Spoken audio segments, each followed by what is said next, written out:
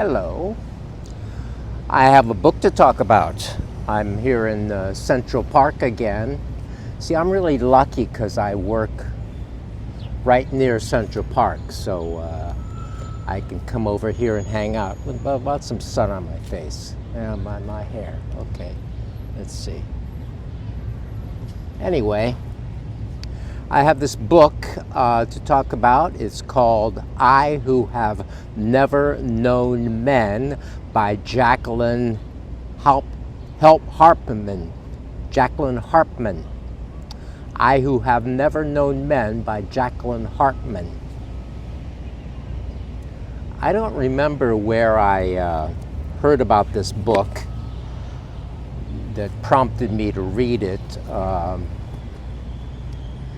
Somewhere along the line, because it took a long time to come from the library. It's sort of a popular book, I guess. So it took a while for it to come into the New York Public Library because other people were reading it. So, but it has, and I read it, and I thought it was really good. It's very unusual. It's said to be science fiction, and it is kind of science fiction. It's from 1995, and this is a translation by Raj Schwartz, and from I think from French. This woman is Belgium. So the author, who's now passed on, she was kind of old when she wrote it. So what it is, it's a story about incarceration. There's these women who are being kept in this cage, 40 of them, and the story is being told by the point of view of the one that's called the child, because she is the youngest. She's a lot younger than all the other women. So she is telling her story, and basically it becomes her autobiography, her life story that comes down at the end. Yeah, so she's, all the other women know the other life. They remember what happened before they were incarcerated in this place. And, they've been there a long time. The child, this younger one, who's like teenage, when she's not really sure how old she is when we enter the story with her. She's, maybe 14 or something, she says. And she never has a period all through her life. So she's kind of in this weird space of non-development in a way. And everyone else, all the other women, know about the former life before they ended up in this weird prison, after some sort of catastrophe that it's never really gone into and explained. So it doesn't matter. Something happened, and they're all in this prison, and they have these guards who have whips.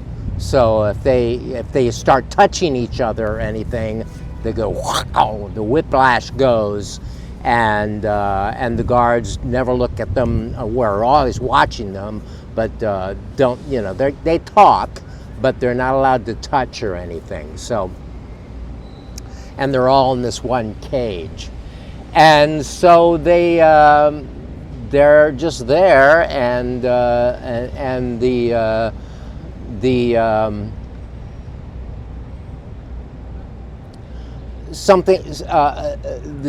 guards change over time. They come and go, over shifts, and she is kind of gets attracted to this younger guard, and watches him, and wants him to notice her. and well, he never does. So she's really into this younger, so she's, coming alive as sort of a human being there, and in spite of the situation that she's living in. There's a siren that goes on, and it happens to be right at the time that they're being fed, so their cage is open for the moment when the siren goes on, and all the guards vanish, and they are gone, and they never return. So the women have an open cage, and they leave. So the bulk of the story, it's only 160 pages long, this book. So the bulk of the story is like out of this cage, out of the when they get free from this cage, and their life outside the cage, and how they try to survive, and they travel. They don't know where they are. It's like some other weird planet or something. It's like it has no insects. It's sort of arid. It rains a little bit, but not a lot. And they are just sort of they wander along, and they find other bunkers. These things are all underground, so they find other things like this underground, and so they go down, and they are the only ones that when the siren called, and they got out. So they have plenty of food because they have these bunkers that they raid, and so it's so much of the story, and I won't give away really what goes on, other than it's just this woman's story about this weird situation, and how she's not really, she's not like us. She does not know our life here in civilization. She never meets men. She never has any interaction with men. There's no men in the story other than these guards that disappear, and other bunkers where they find like dead men in the cages. So on it goes, and some of the women start dying. And she ends up being the only survivor. So, funny thing, it reminded me of what was the name of that story? The Netflix comedy series, Kimmy about the woman who was in the bunker and came out of the bunker with these other women and came out and kind of trying to figure out how to live. Well, it's sort of like that, only it's not a comedy. It's really kind of dark. In that, it's this sad situation, and ends up, she kind of makes a life for herself. And the thing is, the novel is very kind of philosophical in a way, and the issues that I got from it are. We really are a product of our environment, and so if we're put in a position where we are sheltered or away or incarcerated away of life all through our lives, we're not going to have the same kind of lives. We're not going to have the same kind of experiences. We're not going to develop physically the same way. So I was thinking it's really kind of a serious generation gap going on in this story, and it made me think about the generation gaps of our lives here, and how no one's life is the same. Everyone has a different kind of life due to their experience and their reactions to their experience.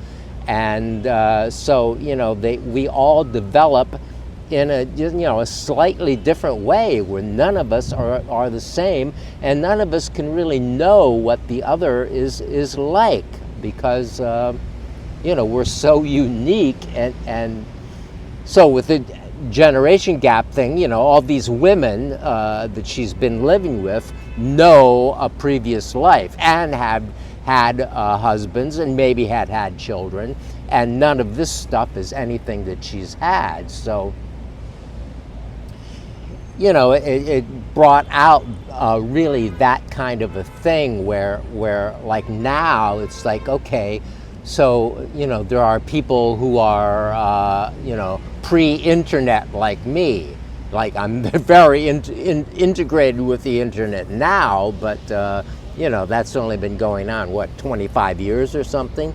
So, you know, all these people who are like 25 years old or less, or a little bit more even, know of no other life other than, you know, having the internet like we have, and what that has done to their development and what that has done to their lives, and you know, for the positive or the negative.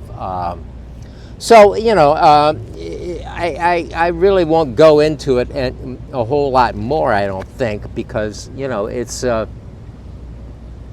quite an experience. It was really sort of dark, but it was all very interesting, and you know, it's a translation, but the writing was interesting, and I really I liked the book, and I could recommend it if you want to read a fast little sort of science fiction book. It also kind of reminded me of Richard Matheson's Incredible Shrinking Man, like, you know, the movie, where, you know, this he just keeps getting smaller and smaller and smaller. And somehow it kind of reminded me of that too. So yeah, it's kind of weird and haunting, and I'll probably keep thinking about this book from here on in for a few years, because I thought it was really good. So check it out. I Who Have Never Known Men.